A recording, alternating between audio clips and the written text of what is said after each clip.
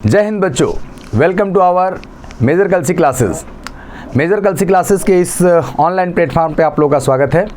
मेरा नाम है Shailendra Kumar Verma, faculty of physics from major Kalsi classes. मैं आप लोगों को ये बताऊंगा कि एनडीए में हम लोग मैक्सिमम स्कोर फिजिक्स में कैसे कर सकते हैं, क्या स्ट्रेटेजी होनी चाहिए पढ़ाई करने की और किस तरीके से हम लोग फिजिक्स में अच्छे से अच्छा स्कोर कर सकते हैं। जैसा कि आप सब लोग जानते हैं और जितने भी एनडीए इंस्पायरेंट्स स्टूडेंट्स हैं जिनको एनडीए में आप सिलेक्शन के लिए पढ़ रहे हैं और किस तरीके से मैक्सिमम स्कोर करना चाहते हैं फिजिक्स में, तो आप लोग ये जानते हो कि फिजिक्स कितने नंबर का आता है, 100 मार्क्स का आता है। 100 मार्क्स में से हम लोग 90 प्लस कितना आसानी से गेन कर सकते हैं, इस चीज़ की स्ट्रेटजी के साथ अगर हम लोग पढ़ाई करेंगे तो हम लोग आसानी से गेन कर सकते हैं। तो फिजिक्स में बेसिकली है क्या, फिजिक्स में न्यूमेरिकल भी है, फिजिक्स में डेफिनेशन भी है। न्यूमेरिकल का पोर्शन हम लोग के एग्ज़ाम में कम आता है और अगर आते भी हैं न्यूमेरिकल तो बहुत ही ईजी फॉर्मेट पे आते हैं। लेकिन अगर हम लोग बिना प्रैक्टिस के अगर जाएंगे तो हम लोग इजी फॉर्मेट के भी क्वेश्चन को सॉल्व नहीं कर पाते हैं, थोड़ी समस्याएं आती हैं। और फिजिक्स से थोड़ा सा डर लगता है क्योंकि सिलेबस बहुत ज़्यादा है। तो सिलेबस अगर बहुत ज़्यादा है तो कुछ ऐसी चीज़ों को, ऐसे ट्रिक्स को अगर हम लोग अपनाएं जिसकी वजह से हम 90 मार्क्स से ज़्यादा हम लोग गेन कर सकते हैं। उसके लिए क्या ट्रिक होनी चाहिए? हमने कहा कि सबसे पहले आप लोगों को शॉर्ट नोट्स बनाना चाहिए। तो शॉर्ट नोट्स में होना क्या चाहिए सर? हमने कहा कि शॉर्ट नोट्स में होना चाहिए बेसिक डेफिनेशन। क्या होना चाहिए बेटा? बेसिक डेफिनेशन और फॉर्मूले आपके शॉर्ट नोट्स बनने चाहिए और बहुत ज़्यादा फोकस्ड नहीं होना चाहिए कि मतलब बहुत ज़्यादा डिटेल में आपने डेरिवेशन वहाँ पर लिखे हैं, क्योंकि डेरिवेशन से इतने बड़े क्वेश्चंस नहीं आते हैं हमारे पास। डेफिनेशन बेस्ड आएंगे प्लस न्यूमेरिकल आएंगे और इतने बड़े क्वेश्चन नहीं आएंगे जिसका डीप में एनालिसिस करना है। तो हम लोगों को करना क्या है? हमने कहा कि चलिए हम लोग चैप्टर वाइज देखते हैं कि कौन से चैप्टर में और किस पोर्शन से सबसे ज़्यादा और सबसे कम पूछा जाता है और कितना हम लोग आसानी से उसमें क्वेश्चन को हम लोग गेन कर सकते हैं। फॉर एग्जांपल अगर हम लोग मैकेनिक्स की बात करें, मैकेनिक्स सबसे पहला चैप्टर कि हमें सबसे पहले ये जानना होता है कि हमारे पास पोजीशन क्या है, डिस्टेंस क्या है, डिस्प्लेसमेंट क्या है, वेलोसिटी क्या है, एक्सेलरेशन क्या है और इनका ग्राफ कैसे बनता है। तो ग्राफ का एक क्वेश्चन आपके पास सर्टेन होता है कि ग्राफ का क्वेश्चन किसी ना किसी चैप्टर से आ जाएगा। तो ग्राफ अगर आपने बेसिकली पढ़ लिया है तो आपकी एक क्वेश्चन की गारंटी मतलब ये हो जाती है कि एक सर्टेनिटी 90% बढ़ जाती है कि ग्राफ का क्वेश्चन आ जाएगा।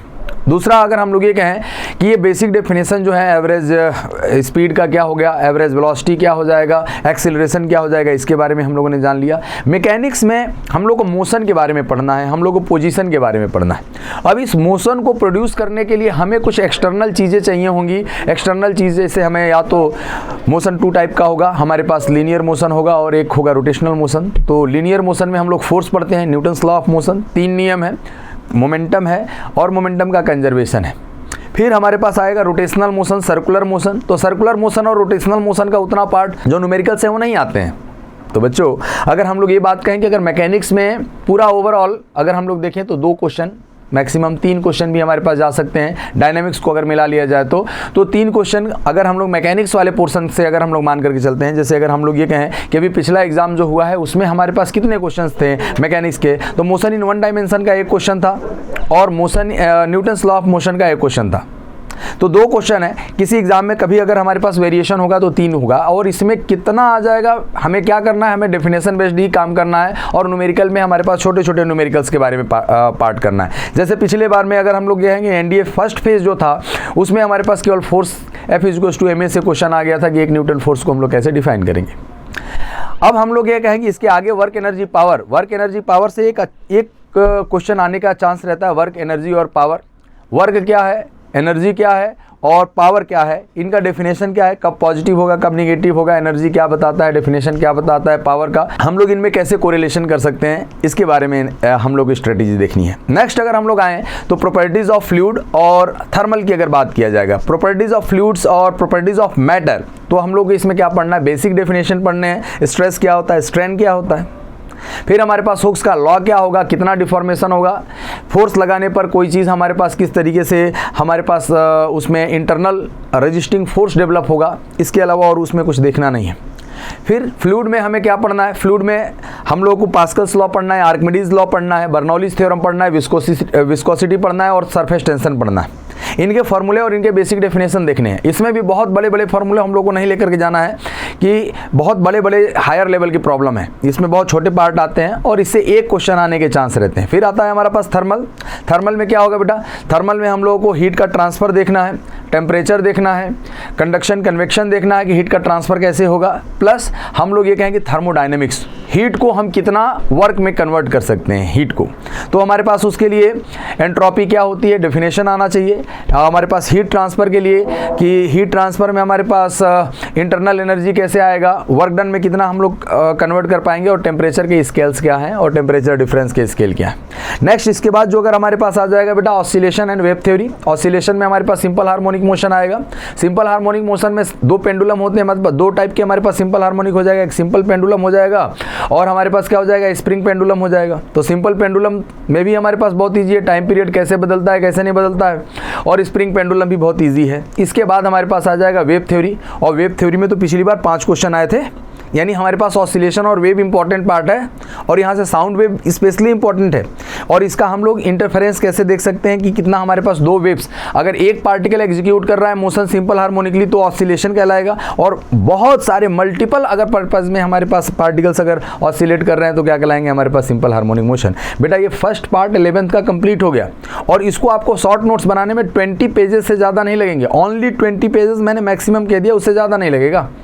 और शॉर्ट नोट्स में आपको केवल डेफिनेशन बताना है। नेक्स्ट अगर हम लोग कहें कि जो 12th का पोर्शन है वहाँ से जैसे करंट इलेक्ट्रिसिटी है, इलेक्ट्रोस्टैटिक्स है, कैपेसिटेंस है और मैग्नेटिक इफेक्ट ऑफ करंट है, यहाँ से 5 क्वेश्चन तो एकदम फिक्स है, पिछली बार भी 5 क्वेश्चन आए थे, यहाँ से तो आना ही आना है। अब इसमें पढ़ना क्या है, इलेक्ट्रिक फील्ड पढ़ना है और इलेक्ट्रोस्टैटिक फोर्स पढ़ना है, पोटेंशियल एनर्जी पढ़ना है, पोटेंशियल पढ़ना है, डाइपोल पढ़ना है, डाइपोल के कारण इलेक्ट्रिक फील्ड कितना होता है, पोटेंशियल कितना होता है। इसके अलावा और हम लोग को इसमें बहुत ज़्यादा डिटेल में इसके डेरिवेशन के फॉर्मेट पे नहीं जाना है कि बहुत सारे चार्जेस रखे हों, बहुत अलग अलग वेरिएशन हो रहा हो, उस पर हमें न्यूमेरिकल पे ये हमारे पास टाइम कंज्यूमिंग पार्ट हो जाएगा और इस पर क्वेश्चन बनते नहीं हैं।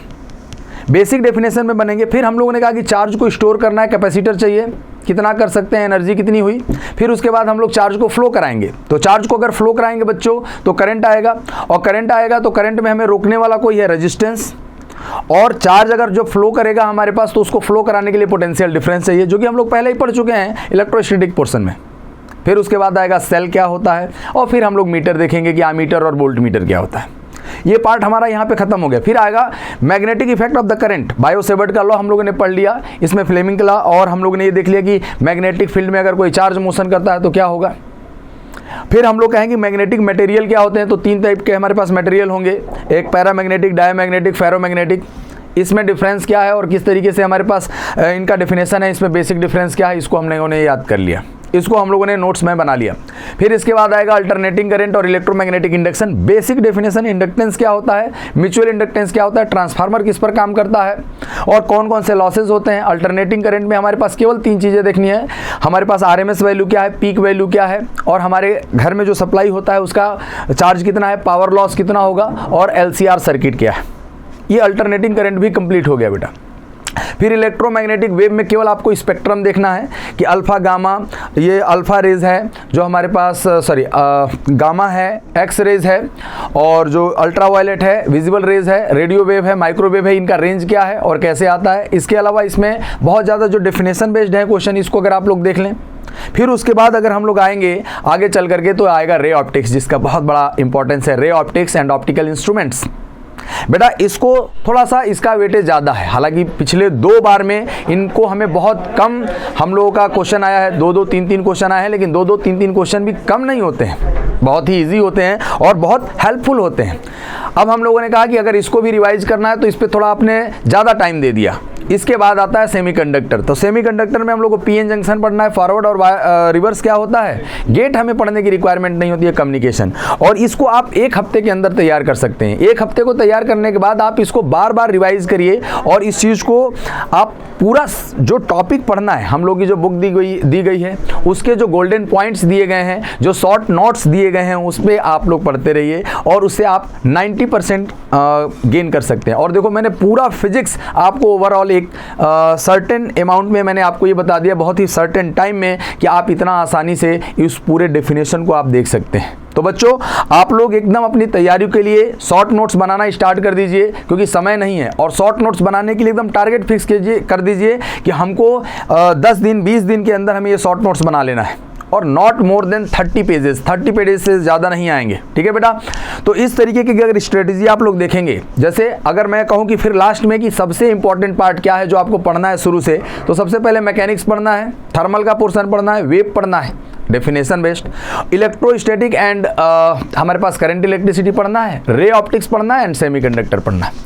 मॉडर्न फिजिक्स में एटम न्यूक्लियाई का जो बेसिक डेफिनेशन है उसको केवल रीड करके जाना है, और आसानी से आप अच्छे नंबर पा सकते हैं। लेकिन हाँ, ये भी लास्ट में जरूर कहूँगा कि देखो बेटा, अगर बहुत अच्छे नंबर पाना है तो तैयारी आपकी इस लेवल की होनी चाहिए कि आप कोई चीज़ छोड़ करके ना जाओ। जो सिलेबस में मेंशन है उसको एक बार रीड जरूर कीजिए। फोकस किस पर देना है ये मैंने आपको बता दिया है, लेकिन पढ़ना पूरा है। लास्ट में मैं यही कहूँगा बेटा आपको कि पढ़ना हम लोग को पूरा है, रीड करके जाना है, क्योंकि हम लोग को अच्छा फिजिक्स नंबर गेन करना बहुत ही ईजी है, क्योंकि फिजिक्स में क्वेश्चंस डेफिनेशन बेस्ड आते हैं, न्यूमेरिकल आते हैं, इजी फॉर्मेट में लगते हैं as compare to other subject. ये नहीं कह रहा हूँ कि एनडीए एकदम बहुत इजी है, लेकिन बेटा अदर सब्जेक्ट के कंपैरिजन में आप आसानी से गेन कर सकते हैं, ठीक है बेटा। तो wish you all the best for your NDA exam. मैं यह उम्मीद करता हूँ कि आप लोग शॉर्ट नोट्स बनाएंगे। अगर इसके रिगार्डिंग किसी भी तरीके की आपको समस्या है तो आप कमेंट जरूर करिए, और कमेंट करके आप पूछिए कि शॉर्ट नोट्स किस तरीके से बनाना है, क्या बनाया है आपने, या फिर क्या स्ट्रेटेजी आपने अपनाई है। उस चीज़ के लिए आपको जरूर हेल्प मिलेगी। Thank you to all of you. जय हिंद टू ऑल ऑफ यू।